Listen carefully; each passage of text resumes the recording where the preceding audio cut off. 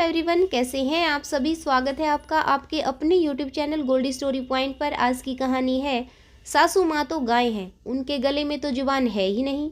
जो भी चैनल पर नए आए हैं, चैनल को लाइक शेयर और सब्सक्राइब ज़रूर कर लें। घंटी का बटन दबाकर ऑल आइकन भी प्रेस कर लें ताकि हमारी आने वाली कहानियों की नोटिफिकेशन आपको मिलती रहे। तो चलिए शुरू करते हैं आज की एक और नई बेहतरीन कहानी। घर ढोल नगाड़े और मंगल गीतों से गूंज रहा था। हर तरफ फूलों और पकवानों की खुशबू छाई हुई थी। औरतों की चुहलबाजी और ठहाके लगाकर हंसना खुशियों की गवाही दे रहा था। पूरा घर रोशनी की रंग बिरंगी लड़ियों से प्रकाशमान था। ऐसा लग रहा था जैसे आसमान से सारे तारे इसी घर में आकर उतर गए। घर में सबकी लाडली रश्मि की शादी का शुभ अवसर था। दादा नाना के परिवार से सभी मेहमान इकट्ठा हो चुके थे। रश्मि एक खुश मिजाज, मिलनसार, गृह कार्यों में दक्ष, सुंदर, पढ़ी लिखी, समझदार लड़की है। ससुराल वालों के अनुसार एक लड़की में जितने गुण होने चाहिए वह सभी गुण रश्मि में कूट कूट कर विद्यमान है। ताई जी ने रश्मि की नज़र उतारते हुए कहा, हमारी रश्मि राज करेगी ससुराल में। हमारी बिटिया है ही इतनी गुणवान। तभी रश्मि की चाची ने सुर में सुर मिलाया, हाँ जी, हमारी रश्मि तो लाखों में एक है। उन लोगों के तो भाग्य खुल गए। फिर बुआ जी ने भी अपनी राय दे डाली, अरे भाग्य तो हमारी रश्मि के खुल गए हैं।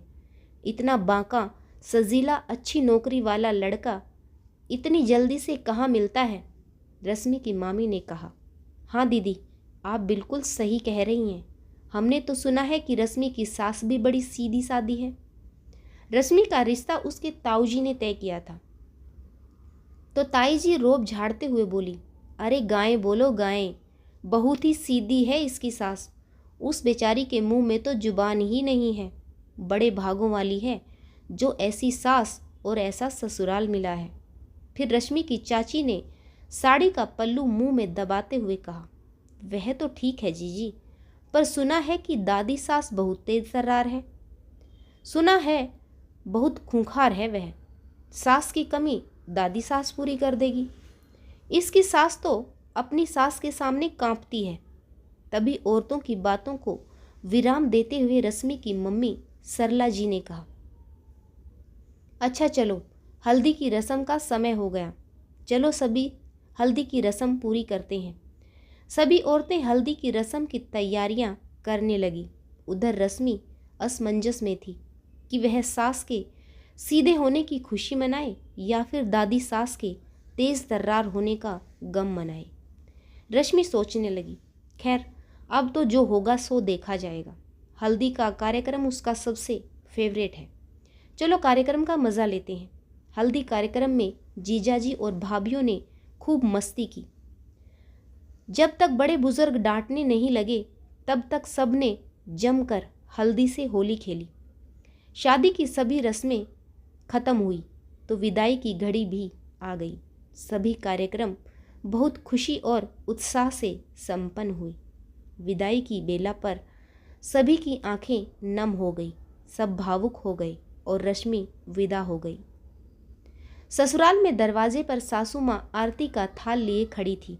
उन्होंने नव वधू रश्मि और वर राकेश की पहले नज़र उतारी।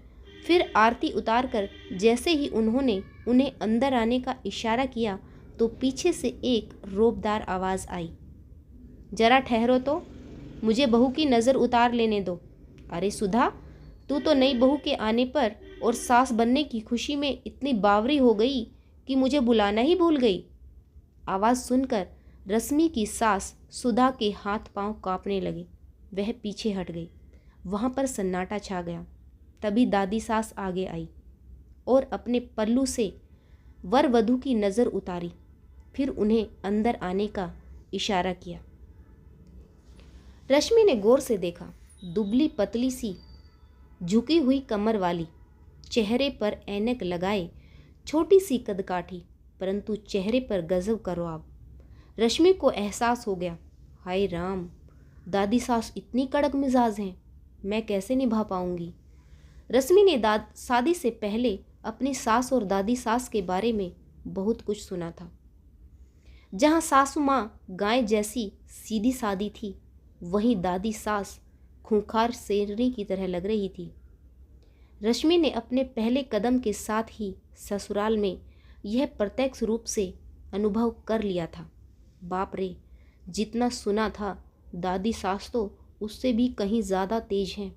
मम्मी जी भी उनके सामने कांप रही थी। मेरा क्या होगा? मैं कैसे निभा पाऊंगी? डर के मारे रश्मि का चेहरा पीला पड़ गया था। एक तो नया घर, नए लोग, उस पर दादी सास का रौद्र रूप।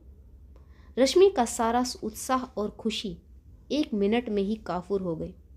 गृह प्रवेश के बाद सभी औरतें रश्मि को घेर कर बैठ गई। धीमी धीमी आवाज में दादी सास के गुस्से और सासू माँ के सीधेपन के किस्से सुनाई दे रहे थे। फिर वही रौबदार आवाज गूंजी, अरे बहू कहीं भागी थोड़ी ना जा रही है। क्या शादी की रस्में करते करते वह थक नहीं गई होगी? देखो सुबह होने को आई है, रात भर की जागी है, जरा आराम करने दो। तुम लोगों का क्या है? तुम सब तो रात भर खर्राटे मार कर सोई हो।